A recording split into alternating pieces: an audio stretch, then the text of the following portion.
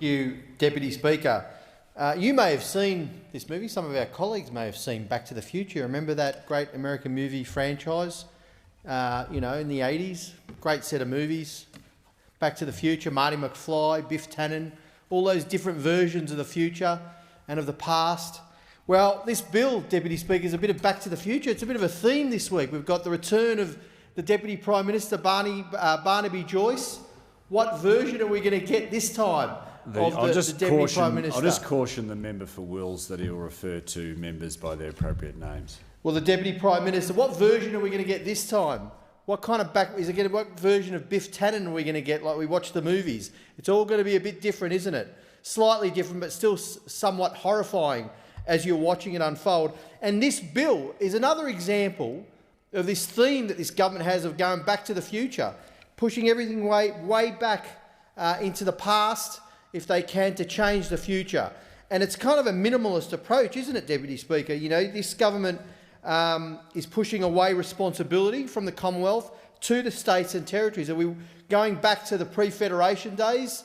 Back, power to all the colonies? Is that the theme of this government? It's fast actually becoming the signature of this government. Whether it's on vaccine rollout or federal quarantine, it's about the federal government saying, oh, it's not our responsibility, let's give this to the states and the territories. Well, Deputy Speaker, we've got to wonder why the government keeps abdicating responsibility in so many areas. And this bill is another example of this theme, of this abdication, if you like. And there are a few more areas that are as important as environmental protection. And much of the bill presented for debate in this place has been ostensibly driven by the second 10-yearly review of the Environment Protection and Biodiversity Conservation Act of 1999 that was undertaken by Professor Graham Samuel, and we thank him for that work. In reality, however, this government doesn't actually want to make the necessary changes that were proposed in the Samuel review. And it's worth repeating here, Deputy Speaker, that in the report, Professor Samuel found that the 1999 Act, and I quote, does not enable the Commonwealth to effectively protect environmental matters that are important for the nation, and that it is, again quote, not fit to address current or future environmental challenges. Clearly, he found that legislation that's more than 20 years old is no longer fit for purpose, and we should look at enhancing the environmental protections based on new evidence and new expertise that has developed over the decades. And a part of that report, the Samuel Review and the report, put forward a suite, obviously, of 38 recommendations to improve the legislation. Unfortunately, we're not debating those recommendations, are we? The government, extraordinarily, cynically, has produced its own interim national environment standards, somewhat back to the future or back to the past. I'm not quite sure. I'm getting confused myself. But what I do know, what I'm not confused about, Deputy Speaker, is that they fall well short of any of the recommendations put forward by Professor Samuel. Now, I know I've established that this government wants to sort of go back into the past and back to standards or interim standards that were actually as bad as when Tony Abbott was Prime Minister in this place. That's certainly going back to the future a bit. These are the half-baked standards that we're actually debating today.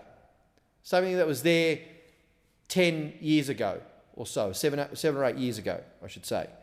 Fundamentally, the current proposals make no change to the existing and flawed regulations and are really just a reheated serving, if you like, of Prime Minister Abbott's then failed 2014 one-stop shop bill. It certainly is interesting to consider that the government will bend over backwards to, well, maybe not hide, but certainly take expert medical advice, as they should, especially when there are unpopular decisions that have to be made during a pandemic. But when they receive expert environmental advice and environmental protection advice during probably the most critical time in our struggle to combat climate change and to protect the environment, suddenly the government knows better. They know better, and they write down their own standards. Standards that were there 10 years ago. I know there's probably a few members here, Deputy Speaker, some of them who might not actually believe that climate change is happening or that the catastrophic effects that we're going to see in our natural world. Maybe they don't put as highly a higher priority as they should on protecting the environment. It's important to note, though, Deputy Speaker, that in the Samuel Review, it was really made quite clear that decisions be made on the best available information. That sounds pretty good, doesn't it? Sounds like a sound evidence base for your policy development. Yet, the government doesn't like to source the best available information, because a lot of the time the actual information that's provided to them by the experts, by the scientists, actually is in raging disagreement with what the government wants to do and where it's headed and what path it's taking. So in a way, to get around this, they just watered down some of these recommendations to make the government only source adequate information. I think that's the word they've used, adequate information ahead of making a decision. What does that even mean? Rather than the best available, they want adequate information. This is a government that's pressing on with its great, noble and ambitious desire for adequacy. That's what this government's about, adequacy. Not being the best, let's just be adequate. I think that's a nice way of saying mediocre. I think that's even a bit of a stretch to call the government mediocre. But that's what they want to do. And instead of showing national leadership, instead of taking responsibility and putting a firm grip on the wheel necessary to guide and drive protection of our environment, as a Labor government would do, this coalition government is instead pushing away all its responsibility, mitigating its risk, washing its hands of it, getting others to do the work and take the responsibility that they should be taking. And this bill makes it clear that the Morrison government has no interest in the Commonwealth having the power to make such important decisions of national environmental significance. He wants the states to make those tough decisions, to enact legislation they see fit to protect the environment without any national guidelines, or at least not with guidelines that are sourced or developed on the best available information. Might call them adequate guidelines. That would be the best way to describe what they're trying to do. We don't think that's good enough, Deputy Speaker. And as the Government of Australia, and for all of Australia, we must have a responsibility, we must have a say on how we protect the environment. This government, this coalition government, the Abbott, Turnbull, Morrison government, I can't even start to name the Deputy Prime Ministers. I'll run out of my time, a lot of time, Deputy Speaker. But the Abbott, Turnbull, Morrison governments have vacated the field on any form, any semblance of environmental leadership. Under this government, our natural environment actually goes backwards. Tony Abbott, when he was Prime Minister, tried to strip areas of World Heritage protection. Malcolm Turnbull, for all of his pontificating as Prime Minister and his demonstrative or performative element of showing how progressive he was, took the largest step backwards in conservation by any government anywhere in the world by stripping back Australia's marine parks, and he also awarded nearly $500 million to a small private foundation instead of directly investing in restoring the health of the Great Barrier Reef. That was his decision, that was this government's decision.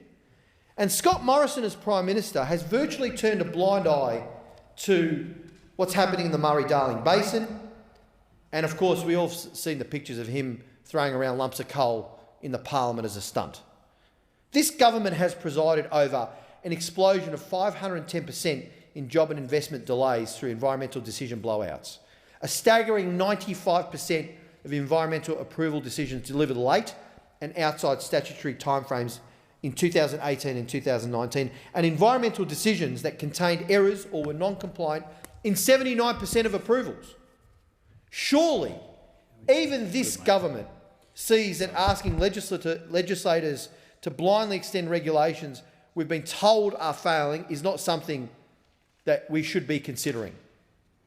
Now, on our side of the House, Deputy Speaker, we do have a plan to protect Australia's unique and precious environment and ecosystems. At the last election, we committed to establishing an Environmental Protection Agency, an EPA.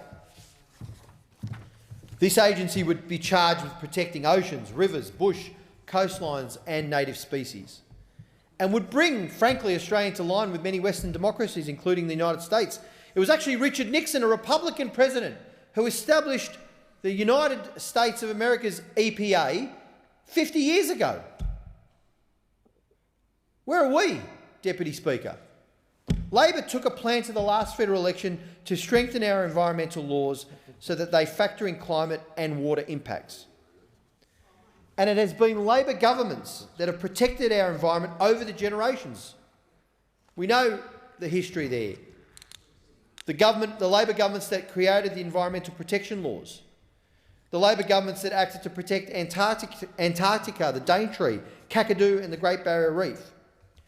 Now, we have called, as an opposition, Deputy Speaker, have called on the Labor has called on the Morrison government to introduce strong national environmental standards, to establish a genuinely independent cop on the beat for Australia's environment, to fix the explosion in unnecessary job and investment delays caused by their massive funding cuts in this space.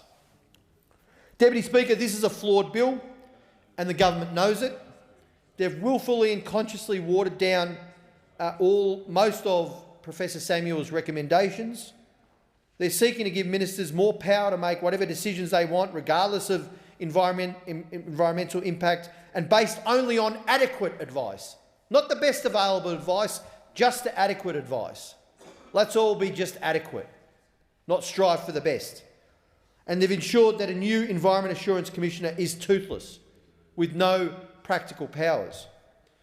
And despite these very obvious shortcomings, the underhanded tactics to water down Australia's environmental regulations, they've asked us to trust them, that they can do the job to protect Australia's environment. That's what they're asking for. And they're asking this despite their woeful track record on the environment. I don't trust this government to protect Australia's environment. I don't trust them on environmental protection. I think the Australian people don't trust them on these matters. And I don't trust this government to welcome oversight and advice that they should be taking, the best possible advice, from environmental experts and scientists. They just won't do it. They're much happier to degrade it down to adequate advice, which suits them. And I don't trust the minister to make decisions to put the people, the wildlife, the animals and the land ahead of corporate interests. I just flat out don't trust this government, Deputy Speaker, and that's why we are opposing this bill.